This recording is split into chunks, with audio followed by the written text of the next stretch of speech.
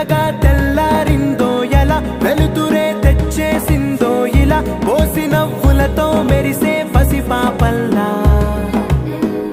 చేదతో బావులలో గలగల చెరువులో బాతుల ఈతల కళ